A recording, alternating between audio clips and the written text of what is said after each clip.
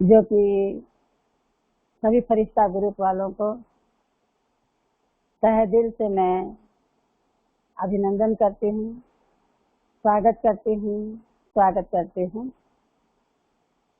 साथ साथ आज मुझे कुछ समय बोलने के लिए आपने समय दिया, इसे तहे दिल से आप सबका शुक्रिया अदा करती हूँ। आपने बहुत समय हमसे रिक्वेस्ट भी किया था, किंतु कारण अकारण बस नहीं हो पाया। आज वह दिन पहुंचा है जो आपके सामने मुझे कुछ कहने का चांस मिला। आज हम सब जानेंगे कि पाप और पुण्य किसे कहते हैं। पाप और पुण्य को समझने की बहुत गहन गति चाहिए, गुह्य गति चाहिए, क्योंकि आज की दुनिया, सारा विश्व पापाचार, भ्रष्टाचार, अत्याचार का बोलबाला है। ऐसे समय में पाप और पुण्य को पहचानना बहुत मुश्किल है। उसको जानने के लिए हमें आध्यात्मिकता की आवश्यकता है। हम जान सकते हैं आध्यात्मिकता के द्वारा कि पाप किसे कहा जाता है और पुण्य किसे कहा जाता है। लोग तो केवल पाप केवल झूठ बोलना, चोरी करना, रिश्वत लेना, काला बाजार करना, अर्थात अनेकों को दुख देना, अर्थात किसी को मार देना, यही पाप का खाता में माना जाता है। किंतु आध्यात्मिकता के द्वारा पाप उसे कहा जाता है जो विकारों के वशीभूत, काम, क्रोध, लोभ, मोह, अहंकार के वशीभूत, भय के वशीभूत, ईर्ष्या, द्वेष, घृणा के वशीभूत जो भी कर्म करते हैं वह सब पाप के खाते में जाता है।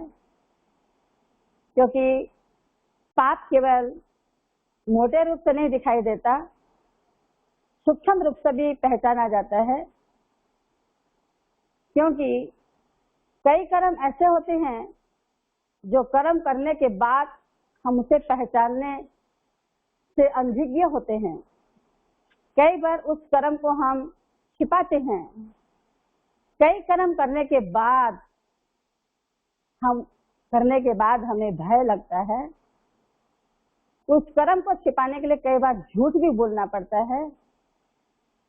कई सूक्ष्म पाप होते हैं जो करने वालों को भी महसूस नहीं होता, लेकिन जो करता है वो अंदर महसूस करता है, जिसका कारण है भय, चिंता, दुख, अनेक बार की अनुभूतियां होती है। पाप वह श्रेणी में जाता है, कुछ कर्म हमें अभी चुकता करना पड़ता है और कई कर्म शरीर छोड़ने के बाद लेकर जाते हैं। आज हम समझेंगे पाप हमें बहुत दुख देता, अशांति देता, अर्थात चिंता देता, जो कर्म करने के बाद हमें कई बार असंतोष, चिड़चिड़ापन, अनेक आत्माओं से भयभीत होते हैं, वह सब पाप के खाते में जमा होता है। किंतु पुण्य हम समझते हैं कि किसी को हम दान पुण्य करते हैं, धर्मशाला बनवा दिया, हॉस्पिटल बनवा दिया, मंदिर बनवा दिया, गरीबों की सहायता कर दिया, दुखों को हरने के लिए उनको सहारा दे दिया, तो बस इतना ही पुण्य समझते हैं।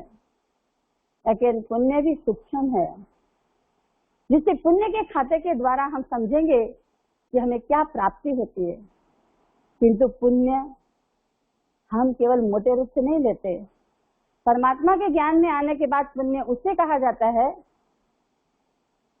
जो पुण्य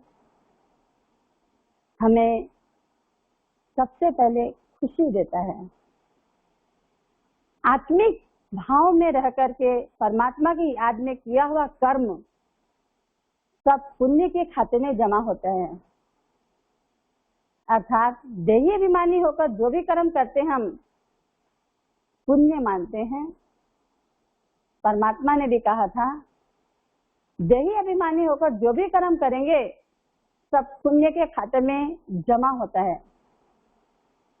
आज हम वही जानते हैं कि पुण्य एक सूक्ष्म खाते में जमा होता है, जो कि पुण्य की फिलोसॉफी में कई लोग कहते हैं, कई बार कहते हैं एक हाथ से जो दिया हुआ दान दूसरे हाथ को भी मालूम नहीं पड़ना चाहिए, वह भी एक पुण्य है। तो हम जो भी कर्म करते हैं, अच्छे कर्म जो कि किसी को वर्णन कर देते हैं, अभिमान में आ जाते हैं, मान सम्मान ले लेते हैं, उसे पुण्य नहीं कहा जाता। लेकिन पुण्य जो हम करने के बाद कर्म को, किया हुआ कर्म को भी हम कहते हैं भूल जाना, दरिया में डाल देना। कई बार कर्म ऐसा करते हैं जो दूसरों को सुख मिलता है, शांति मिलती है। दो शब्द मुख के द्वारा बोलना भी, किसी को सुख शांति की अनुभूति कराना भी, ये एक पुण्य का कर्म है। इतना ही नहीं, पुण्य हम उसे कहेंगे जो कर्म करने के बाद आपको धीरज, हल्कापन, शांति, सुख की अनुभूति होती है, जैसे संकल्पों से मुक्ति मिलती है, वह सब पुण्य के खाते में जमा होता है। पुण्य का मापदंड हम आध्यात्मिकता की ओर आ जाने के बाद समझते हैं, किंतु आप मनुष्य सब समझ सकते हैं, या तो पाप कर्म करके, पाप की गति को भरपूर करके, जमा करके, उससे हम दुख, अशांति, भय और चिंता से घिरा हुआ मनुष्य अनुभव कर सकता, या पुण्य की पूंजी जमा करके खुशी, शांति, प्रेम, आनंद की अनुभूति कर सकता है। ध्यान रहे, मनुष्य सृष्टि का श्रृंगार है और चरित्र मानव का श्रृंगार है। केवल इतना ही नहीं, हम सब जानते हैं कि पाप करने के बाद मनुष्य डरते हैं कि हमारी मौत कैसी होगी। लेकिन परमात्मा ने कहा है कि अंत तक भी तुम्हें श्रेष्ठ कर्म ही करना है। वह श्रेष्ठ कर्म है कि आप संकल्प से भी किसी को दुख न दे। इसके लिए कहा गया है, दुआएं दो, दुआएं लो। ये सबसे बड़ा खजाना है पुण्य के खाते में जमा करने के लिए, क्योंकि आई बेला में जहां पर डॉक्टर, दवाई, मनुष्य काम नहीं आता है, वह पुण्य ही काम आता है, दुआएं ही काम आती है। तो हमें पुण्य संकल्पों से भी करना है, वाणी से भी करना है, दृष्टि से भी करना है, हर कर्मेंद्रियों से पुण्य का खाता जमा करना है। आप देखिए, हम बड़ों से, दादियों से, दीदियों से जब हाथ मिलाते हैं, ऐसे लगता है जैसे करंट मिलता है, शक्ति मिलती है, संचार होता है, शुभ वाइब्रेशन आते हैं। तो हमारी हर कर्मेंद्रियों से अनेक आत्माओं को सुख मिले, यही श्रेष्ठ कर्म के खाते में जमा होता है, जिसको कहते हैं सबसे बड़ी प्रॉपर्टी है, सबसे बड़ी संपत्ति है खुशी। ये पुण्य कर्मों का फल, जहां पर आप सुखमय जीवन व्यतीत कर सकते हैं। वर्तमान भी, जिसका वर्तमान अच्छा होता है उसका भविष्य भी अच्छा बनता है। जिसका वर्तमान अच्छा नहीं, हम भविष्य की आशा पर क्या अपने जीवन को चला पाएंगे? तो आज हम सब जानते हैं कि पाप एक मोटे मोटे रूप से नहीं, जो सब देखते हैं, शारीरिक शक्ति के अनुसार कईयों को हिंसा कर देना, मार देना, डकैती डाल देना, अनेक प्रकार के नाना प्रकार के कर्म करते हैं, जिसके कारण मनुष्य खुद भी छिपता, खुद को भी छिपाता। और आज परमात्मा ने कहा पापों से मुक्ति पाना है तो श्रेष्ठ कर्म करने का बाबा ने बहुत सुंदर तरीका बताया कि अमृत वेला से ही रात नाइट तक हम श्रेष्ठ कर्म ही करें। बोले कुछ दोनों दो मीठा बोल तो बोल सकते हैं। जैसे कि मुंह से अमृत बरसता है, किसी को सुख मिलता है तो समझे उसे सब कुछ मिल गया। आज की दुखमय दुनिया में कुछ नहीं चाहिए इंसान को, दो मीठे बोल सुनने को चाहते हैं। 2 मिनट दृष्टि से सृष्टि चेंज हो जाती है। तो इन इंद्रियों से भी अच्छे कर्म करके अच्छी अनुभूति कर सकते हैं, अच्छा फल की प्राप्ति कर सकते हैं। तो बाबा ने बताया समय भी सफल होगा, ये तन की इंद्रियां भी सफल होंगी और आने वाला भविष्य भी आपका बहुत सुनहरा होगा, क्योंकि कर्म प्रधान है।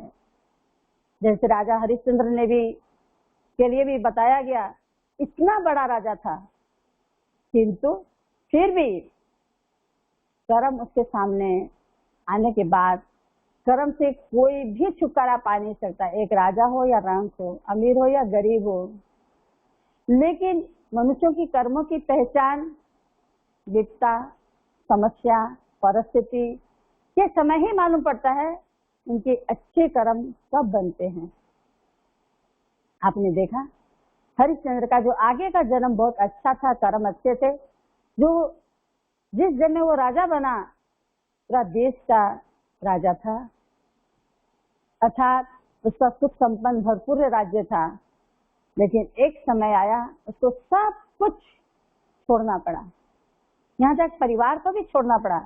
लेकिन ऐसी घनिष्ठ परिस्थिति के समय भी उसने अपने कर्म नहीं छोड़े, जिसका परिणाम आज फिर वह बहुत सुंदर, कितना भी कठिन परिश्रम करने के बाद भी, कितना परीक्षा देने के बाद भी लास्ट में जब उसके पुत्र को कफन देना पड़ा तब भी उसने अपने तरफ से नहीं दिया। अपनी स्त्री को कहा तो कफन दोगे तो मैं क्रियाकर्म कर सकता हूँ। तो आप देखिए कर्म इतना प्रधान है कि मरने दम तक नहीं छोड़ता, लेकिन जीते जी मनुष्य बहुत परिस्थितियों का सामना करके उसके कर्मों की पहचान देने के लिए उसके सामने बहुत बड़े बड़े रूप में समस्याएं आती हैं। लेकिन लास्ट में कर्मों का फल उन्हें बहुत सुंदर और श्रेष्ठ मिला, जो कि खोया हुआ राज्य और खोया हुआ भाग्य फिर से देश भी मिला, राज्य भी मिला, परिवार भी मिला, और सुख संपन्न राज्य भरपूर मिलने के कारण अपने परिवार में फिर से वही सुख शांति की अनुभूति मिली उनको। कहने का मतलब कर्म प्रधान है।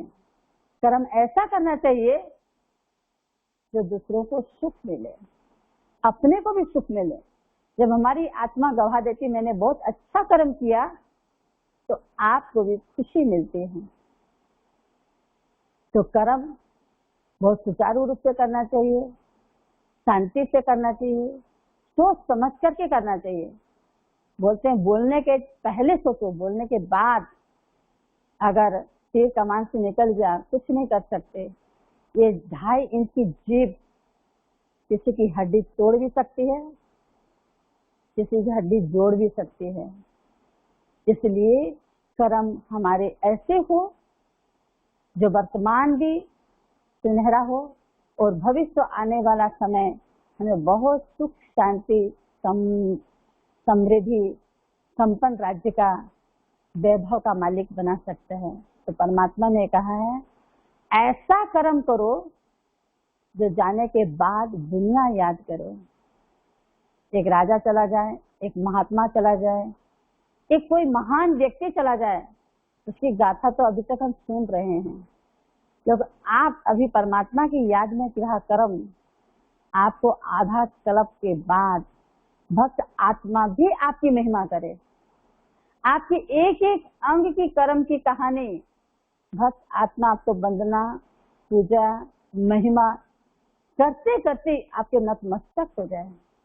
तो ऐसा कर्म करो जो बोलते 21 पीढ़ी याद रहे, लेकिन 21 पीढ़ी नहीं, 21 जन्म तक क्या, हमारा लास्ट जन्म भी बहुत अच्छा परमात्मा ने दिया, जो कि हम सब अनुभव करते हैं। भगवान ने बहुत सुंदर जीवन दे करके पापों से बचाया और श्रेष्ठ कर्मों की गुह्य गति बताकर हमें श्रेष्ठ कर्म करना सिखाया। तो आज मैं आप सबको बहुत थैंक्स देती हूँ, जो कि पाप और पुण्य की परिभाषा को जानने के लिए और पाप से बचने के लिए और पुण्य का खाता जमा करने के लिए परमात्मा ने बहुत सुंदर तरीका बताया। किंतु किसी ने ठीक ही कहा है कि जबान भी कोई कम नहीं है। ये जबान के द्वारा हम किया हुआ कर्म को भी धो देते हैं। आपने देखा होगा, सुना भी है, क्योंकि द्रौपदी ने एक जबान के कारण महाभारत बन गया। थोड़ा सा छोटा सा शब्द कहा था, अंधे की औलाद अंधा। तो केवल कर्म हाथों और पैरों से नहीं, जबान से भी ऐसे कर्म बन जाते हैं जिसकी भोगना परिवार वंश सहित को भोगना पड़ जाता है। तो अंश होगा तो वंश बढ़ेगा। तो हम ऐसे कर्मों से बचने के लिए ही परमात्मा ने सावधान किया है, अब नहीं तो कभी नहीं। क्योंकि परमात्मा कहते हैं, बच्चे तुम बच्चे ऐसे कर्म करो जो तुम्हारे नाम की, तुम्हारे कर्मों की, तुम्हारे गुणों की आने वाली पीढ़ी, भविष्य की छोड़ो, ये संगम युग पर भी बाबा ने बहुत सुंदर एग्जाम्पल हमारे सामने रखा। हमारी दादी दीदियों को, ब्रह्मा बाबा को सामने रखा। उन्होंने ऐसे कर्म किए जो अभी तक आने वाली पीढ़ी उनकी महिमा वंदना कर रही है। उनके आचरण को जीवन धारने के लिए प्रेरणा स्रोत बन रही है। तो हम भी ऐसा कर्म करें जो आने वाली पिछले वाली पीढ़ी हमें अपने कर्म को, हमारे जीवन को, वो हमारे जीवन से कुछ प्रेरणा सीखे, हमारे जीवन से कुछ अनुभव करके अपने जीवन को बनाने का दृढ़ संकल्प करें। यही मेरी शुभ भावना और शुभकामना है। क्योंकि परमात्मा ने कहा है कि बच्चे श्रेष्ठ कर्म तभी बनेंगे, ये तो पाप और पुण्य की परिभाषा जाने कि जो पाप और पुण्य के साथ ही कर्म का संबंध है, और कर्म भी हमें परमात्मा ने कहा है कि श्रेष्ठ कर्म तभी बनेंगे जब श्रेष्ठ संकल्प करेंगे कि हमें भी संपन्न बनना है। तो संपन्न बनने का एक संकल्प आपके मन, वचन और कर्म सब शुद्ध हो जाएंगे, अर्थात पवित्र बन जाएंगे। जहाँ पवित्रता है वहाँ दृढ़ता है, और जहाँ दृढ़ता है वहाँ सफलता अवश्य मिलती है। क्योंकि परमात्मा ने कहा है कि बच्चे श्रेष्ठ जीवन ही, यह आपकी श्रेष्ठ जीवन ही अनमोल जीवन है, वैल्यूबल जीवन है, जो दूसरों के सामने प्रेरणा स्रोत बनती है। तो मैं इतना कहूंगी कि जो भी कर्म करें पहले सोचे, तोले और फिर बोले, तो हमारे अंग अंग से श्रेष्ठ कर्मों की खुशबू निकलेगी। इसलिए हस्त कमल, नयन कमल, मुख कमल, चरण कमल, हर अंग को फूल से उपमा करते हैं। तो इन इंद्रियों से भी हम अच्छे कर्म करें, बुरे कर्म न करें। ध्यान रहे कि जैसा कर्म हम करेंगे वैसा सब करेंगे। तो पाप और पुण्य की परिभाषा परमात्मा ने बहुत गहन और गुह्य गति से समझाया। तो हम सावधान रहे, अब नहीं तो कभी नहीं। ओम शांति। अभी हम सब जानते हैं, मानते भी हैं और समझते भी हैं। बाबा का बनने के बाद हम अपने जीवन में क्या क्या अनुभव करते हैं और उस अनुभव के द्वारा हम आगे कैसे बढ़ते हैं, क्योंकि बाबा का ज्ञान एक बहुत ही ऊंचा पावरफुल है। उसको धारण करने के लिए बुद्धि रूपी बर्तन बहुत स्वच्छ और पवित्र चाहिए। तो जिन्होंने धारण किया तो परीक्षाएं तो आएंगी ही आएंगी। जैसे आपने देखा होगा, कभी एक मटका लेने के लिए कितना हम ठोक ठोक करके लेते हैं, तो परमात्मा जब हमें विश्व का मालिक बनाते हैं तो हमारी परीक्षा तो जरूर लेंगे, लेकिन हमें भी दृढ़ रहना चाहिए। अच्छा, दृढ़ता पूर्वक आगे बढ़ने के लिए दृढ़ संकल्प भी करना चाहिए। उसी को लेने के बाद जब परीक्षा आती है तो मैं हमेशा कहती हूँ, जीवन में कितनी भी परीक्षा क्यों नहीं आए, परिस्थिति क्यों ना आए, लेकिन बाबा का हाथ और साथ न छूटे, इसलिए हमें पावरफुल भी बनना है। मैं हमेशा गाती हूँ एक छोटा सा गीत, गम जिसने दिया है वही गम दूर करेगा, जीवन में आए हैं तो जीना ही पड़ेगा। तो परमात्मा हमें क्यों ना, जब वो परीक्षा लेने वाला ले भी रहा है तो परीक्षा देने के लिए हिम्मत भी देता है। ये मैंने अनुभव किया। उस परीक्षा को पार करने के लिए हाथ और साथ का सारा अनुभव भी कराया। ऐसे तो बहुत सारी परीक्षाएं हैं, मैं आपको 2 या 3 अनुभव सुनाऊंगी। जब मनुष्यों को सब परीक्षा में क्यों ना पास हो जाए, तो शारीरिक पेपर जब आता है तो मनुष्य हिल जाता है। कई बार संकल्प आते हैं ज्ञान में आने के बाद, ये क्या हुआ, वो क्या हुआ, लेकिन ज्ञान में आने के बाद ही हुआ। कभी सोचो, क्या अज्ञानियों के पास वो पेपर नहीं आ रहा है, हम देख भी रहे हैं, सुन भी रहे हैं, लेकिन थैंक्स है बाबा को, उन परिस्थितियों में दुनिया का जब कोई सहारा उनको नहीं मिलता, हमें तो परिस्थितियों के समय भगवान का सहारा मिलता है और खुदा दोस्त बनकर उन परिस्थिति में हमारे साथ रहता है। मैंने कई बार 3-4 बड़े बड़े पेपर आए। सबसे पहले जब मैं आंख का ऑपरेशन कराने के लिए जा रही थी तो बाबा से छुट्टी लेने गई, तो अब एक बाप दादा ने कहा था, बच्ची जो ज्ञान नेत्र देता है सभी को, क्या अस्थूल नेत्र नहीं मिलेगा? मैं बहुत रोई। रोने का मतलब वो प्रेम के आंसू थे कि भगवान मुझे वरदान दे रहा है। अभी कोई भी डॉक्टर, मेरे हाथ डॉक्टर का होगा, लेकिन ऑपरेशन तो बाबा ही करेगा। जब सभी डॉक्टरों ने जवाब दिया तो भगवान नेत्री बाप हमें तीसरा नेत्र दिया, ये नेत्र भी भगवान ही देगा, मुझे विश्वास था। तो देखिए, जो असंभव काम भी संभव हुआ। न राउरकेला, न कलकत्ता, न मधुबन, कहीं भी नहीं, सभी डॉक्टर ने जवाब दिया। लेकिन बाप दादा ने आशीर्वाद देने के बाद, दुआओं का हाथ रखने के बाद मैं अमृतसर गई और वह ऑपरेशन इतना सक्सेसफुल हुआ, केवल मुझे कुछ भी नहीं करना पड़ा, खर्चा भी नहीं करना पड़ा, केवल 5 रुपया टिकट का दी। डॉक्टर का fees free, bed free, operation free, lens free, दवाई फ्री, सब फ्री। जब 5 रुपया की टिकट लेने गई थी तो फ्री ऑफ कॉस्ट ऑपरेशन लिखा। उस समय चंद्रबनी दादी थी। बहुत आश्चर्य लगा कि कुछ समय पहले ऑलराउंडर दादी का, बहुत दादियों का, बड़े बड़े भाइयों का ऑपरेशन किया उस डॉक्टर ने, लेकिन सभी का पैसा लिया था। लेकिन मेरे मन में संकल्प आया कि बाप दादा ऑपरेशन कर रहे हैं, वो मेरे से क्या पैसा लेगा, डॉक्टर तो केवल नियमित मात्र है। और जब मैं 1.5-2 महीना रही और उसके बाद छोटी सी गिफ्ट देने गई थी तो डॉक्टर ने मना किया कि नहीं, मुझे नहीं चाहिए कुछ भी।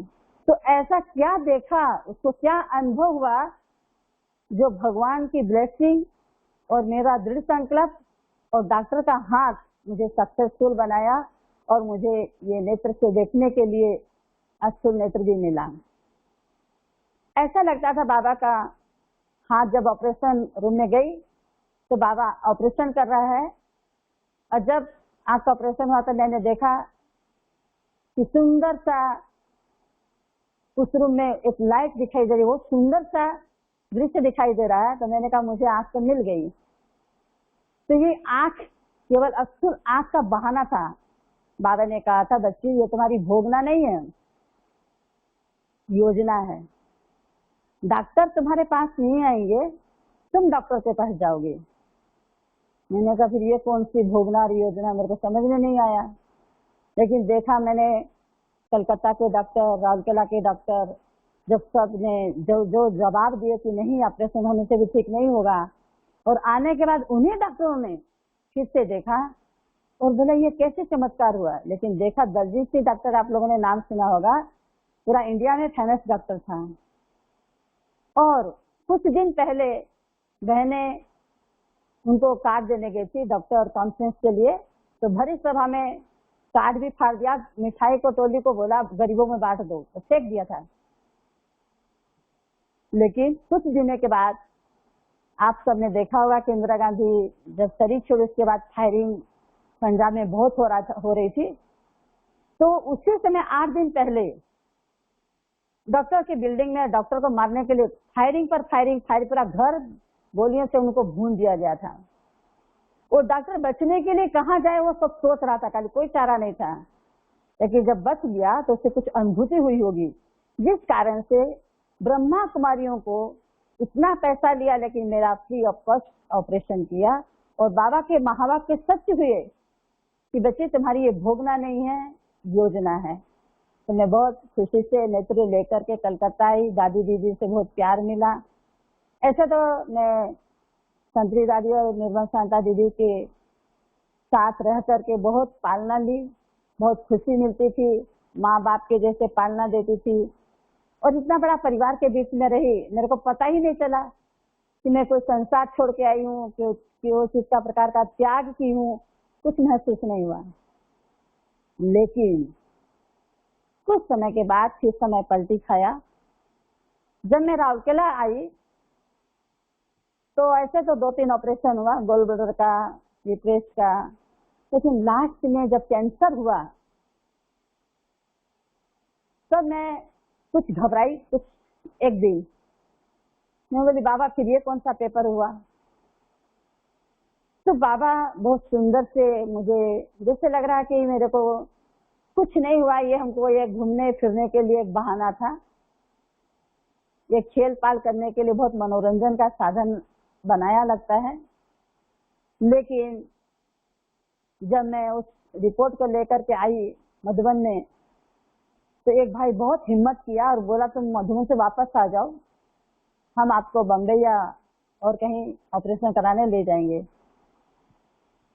वो एक संकल्प, आज सबसे पहले मैं दादी से छुट्टी ली।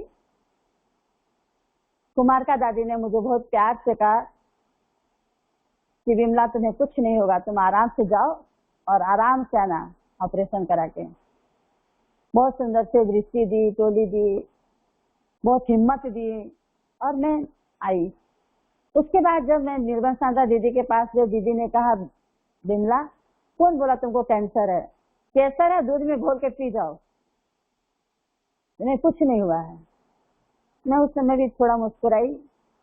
उसके बाद गुलजार दादी के पास गई तो गुलजार दादी ने एक ही शब्द कहा कि तुम्हारे द्वारा बाबा बहुत सेवा कराएगा और बहुत बड़ी बड़ी सेवा करेगी, तुम घबराओ नहीं, तुम विजय प्राप्त करके आएगी। दादियों की दृष्टि, दादियों का वरदान सुन करके मुझे थोड़ी हिम्मत आई कि दादी जानकी के पास गई। दादी ने बहुत सुंदर से गले लगाया और दादी ने कहा मुझी तुम बहुत भाग्यशाली हो, शक्तिशाली हो, तुम्हें कुछ नहीं होगा, बाबा तुमसे बहुत बहुत बहुत सेवा लेगा और हम सब तुम्हारे साथ हैं। ऐसे करते मैं सभी से छुट्टी, ब्राह्मण परिवार से छुट्टी लेकर के आई, दादी दीदियों से छुट्टी लेकर के आई और जब बम्बई गई तो बाप दादा ने कहा, बच्ची सभी भाई बहनों के लिए बाबा ने कहा कि तुम लोग घर बनाओ, बच्ची को ठीक करके मैं लाऊंगा। तो मैं जो भी काम करती थी बाबा से पूछती थी, और बाबा के महावाक्य और बाबा के वचन सुनकर मुझे हिम्मत आती थी। बस वो समय था, थोड़ा सा मैं घबराई अब मधुबन में। उसके बाद मैं ब्राह्मण परिवार को हिम्मत भी देना, छुट्टी भी लेना और जाना भी है, ये सब शक्ति बाबा की थी। लेकिन जब मैं ऑपरेशन कराने के लिए ऑपरेशन थिएटर रूम में जाने लग गई तो मैं बाबा से छुट्टी ली, योगिनी दीदी से छुट्टी ली, बोली हम सब तुम्हारे साथ हैं, विमला घबराना नहीं। तो मैं डॉक्टर मेरे को लेने के जब आया और अंदर लेके गया तो बोली तुमको घबराहट तो नहीं होती है? मैंने कहा क्या घबराहट होगी, मैं तो सो जाऊंगी, आप लोग जो करना है कर लो। तो बोला बड़ा हिम्मत आई। मैंने हिम्मत की बात नहीं है, जबकि मैं रिपोर्ट नहीं सुनती तो घबराती, रिपोर्ट तो मैं लाई, मैं सुन रही हूँ, घबराऊंगी किस लिए? और भगवान का वर्षन, भगवान का हाथ मेरे सिर पर है, इसलिए आपको जो करना है करो। लेकिन डॉक्टरों को समझ में नहीं आया। मैंने उनको कहा था पूरा पेट में काट करके ऑपरेशन कर दो, लेकिन उन्होंने कहा लेप्रोस्कोपी के द्वारा कर देंगे, नहीं हुआ। हम 8 घंटा ऑपरेशन रूम में टेबल पर लेटा दिया गया था। रिपोर्ट आने के बाद वो सारा ऑपरेशन करके वापस आए। लेकिन जो भी मुझे खेल खेल में ये सारा पेपर लगा, ब्राह्मण परिवार का दुआएं, दादियों की वर्षन, वरदान और बाप दादा का हाथ और साथ मुझे बहुत हिम्मत देता था। लेकिन जब मैं लास्ट 2 इंजेक्शन मधुबन में लेने के लिए जब गई, फिर एक पलटा खाया। हमारा नेक्स्ट गाड़ी थी, उसमें टकराकर पहाड़ से खाई में गिरने वाली थी, लेकिन एक गड्ढे में फंस गई तो सारा कांच टूटा और मेरे सिर पर गिरा। लेकिन हमारे पीछे 8-10 घंटे किसी का हाथ, किसी का पांव टूटा, किसी की कमर टूटी, किसी का कुछ हुआ, लेकिन किसी को अंदरूनी चोट लग करके टूटा। और मेरे तरफ सबका ध्यान गया क्योंकि मेरे पर सब सिर पर खून ही खून था, तो सब मेरे पीछे दौड़े, कौन किसको चोट लगा किसी को मालूम नहीं। जब मधुबन ग्लोबल हॉस्पिटल गई तो प्रताप भाई बोला तुम्हारा कितना कड़ा कड़ा हिसाब किताब है? मैंने कहा हिसाब किताब नहीं है, ये सारा अभी चिट्टू करेंगे तो जाने के टाइम सुविधा होगा थोड़ा। तो मैं हंसी, तो प्रताप भाई बोला तुम तो बड़ी शेरनी शक्ति हो। मैंने कहा रोएंगे भी तो कौन चुप करेगा बाबा के सिवा। तो मैंने देखा मेरा कुछ भी नहीं हुआ, खाली ड्रेसिंग प्रेसिंग हो गया, सफाई हो गई, मैं तो आराम से बेड पे जाके सो गई। लेकिन मेरे साथ जो मिनोती बहन थी उसका हाथ भी टूटा, पाँव भी टूटा, किसी का कमर टूटा, किसी का कुछ टूटा। तो सब हॉस्पिटल में एडमिट होकर किसी को प्लास्टर कर रहा है, किसी को कुछ। लेकिन ये सब सीन देखते हुए मुझे ये लगता कि बाबा का हाथ और साथ सदा मेरे सिर पर है। हमें 2 महीना के लिए रहने को मधुबन में मिला। इतना सुंदर ब्राह्मण परिवार, सभी डॉक्टर्स नर्स मुझे बहुत हंसाते थे, बहलाते थे और सब चीज का सेलिब्रेशन दिए। मुझे खेल खेल में सारी परीक्षाएं पार हुई, मुझे बहुत खुशी होती है, क्योंकि कष्ट मैंने देखा सभी को आती है। किसी के भाग्य में फल फ्रूट भी नहीं है, सहयोगी भी नहीं मिलता है। हमारे सामने हम 10 पेशेंट थे बीके बम्बई में, लेकिन मैं देखती थी किसी को पानी देने वाला कोई नहीं, किसी को पूछने वाला भी कोई नहीं, कोई खा भी नहीं सकता है, बैठ भी नहीं सकता है। लेकिन मुझे तो बाबा ने बहुत सहारा दिया, बहुत प्यार दिया, ब्राह्मण परिवार का साथ मिला। मैं सबको बोलती थी आओ मेरे पास आओ, मेरे को जो मिलता है वो तुम भी बांट के खाओ। मैं सब बोलती विमला बहन आप हो तो हमें बहुत हिम्मत आती है, बहुत खुशी लगती है। फल काट के देने वाला उनके पास कोई नहीं होता था, ऐसी भी आत्मा थी। लेकिन 8 बहनें मेरे सामने चली गई और हम 2 निर्मला और विमला, हम दोनों बहनें बची। आज तक बाबा सेवा लेते रहता है, हम बाबा की सेवा करते रहते हैं। जो भी पेपर आए, अंत तक भी पेपर तो आना ही है और आते ही रहेगा। लेकिन हमेशा एक बार मुझे बहुत घुटनों में दर्द हुआ मधुबन में ही, लास्ट इंजेक्शन के समय में। तो मैं बाबा को बोली ना मैं डॉक्टर के पास जाऊंगी, ना नर्स डॉक्टर को बुलाऊंगी, ना दवाई खाऊंगी, लेकिन आपको ही ठीक करना है। आप विश्वास नहीं करेंगे 5 मिनट के बाद मैं अशरीरी बनी, जैसे बाबा मुझे एक सर्च लाइट दे रहा है और सामने से दृष्टि देकर घुटने पर टिक गई बाबा की नजर। शायद 1 सेकंड 2 सेकंड दिया होगा बाबा ने दृष्टि, और जब मैं उठी तो पूरा फ्रेश, न घुटने का दर्द कहाँ गया, न शरीर का कष्ट कहाँ गया, न मन का व्यर्थ संकल्प कहाँ गया, मुझे कुछ मालूम नहीं पड़ा। तो मैंने कहा थैंक्स बाबा। मैंने उठ करके मिनती बहन को कहा कि देखो आज बाबा ने मेरे घुटने की दर्द को ठीक कर दिया। आप लोग हमेशा इंजेक्शन दवाई लेकर दौड़ते रहते, मेरे पर बैराग आ गया था। मैं बोली मैं ना दवाई खाऊंगी, न इंजेक्शन लूंगी, न डॉक्टर के पास जाऊंगी। तो बाबा ने मेरे घुटने का दर्द ठीक कर दिया। देखो कितना अच्छा लग रहा है मुझे।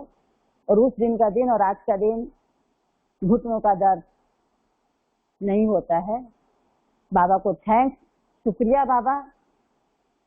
दुनिया वाले केवल गीत गाते हैं, लेकिन मैंने प्रैक्टिकल में अनुभव किया कि जो परीक्षा भी लेता है तो परीक्षा पास करने की शक्ति भी भरता है और हाथ और साथ का अनुभव भी कराता है। और ब्राह्मण परिवार का फूल केवल मधुबन नहीं, सारा उड़ीसा, सारा ईस्टर्न जोन मुझे उस समय सब दुआ दे रहे थे। ये महसूस हो रहा था डॉक्टर दवाई कम काम आती थी, लेकिन मुझे दुआएं बहुत शक्ति भरती थी और मुझे खुशी प्रदान करता था। मैं हमेशा हंसती रहती थी। सब बोलते थे इसको कुछ कष्ट नहीं लगता है क्या?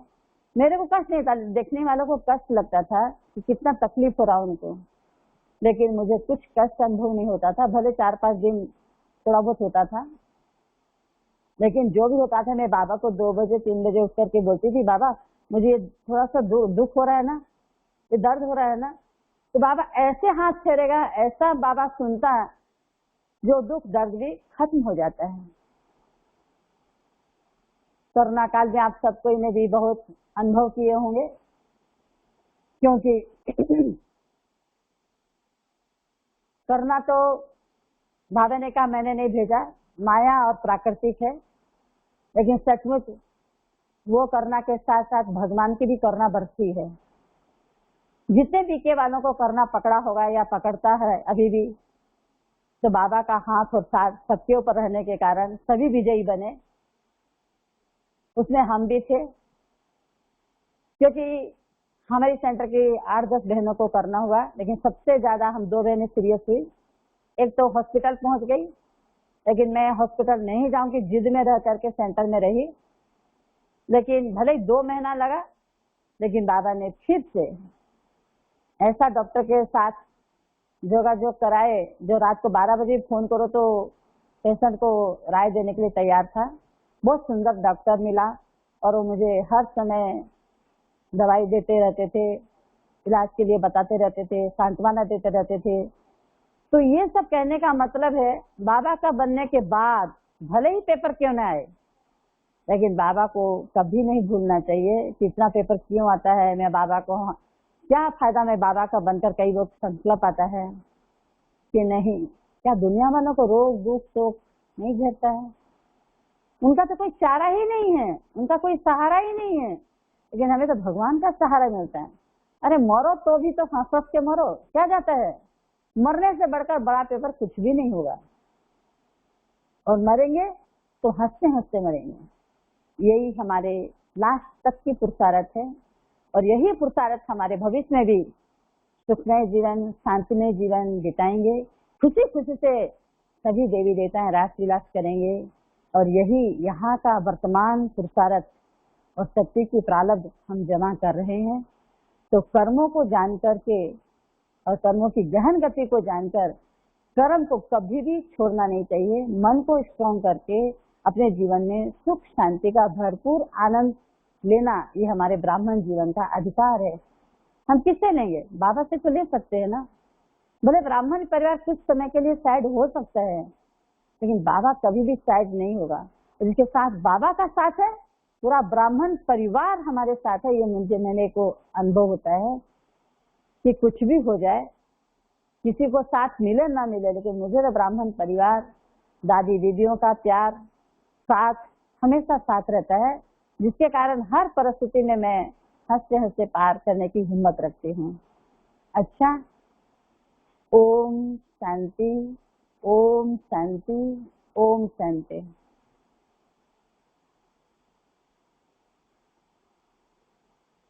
ओम शांति। ओम शांति।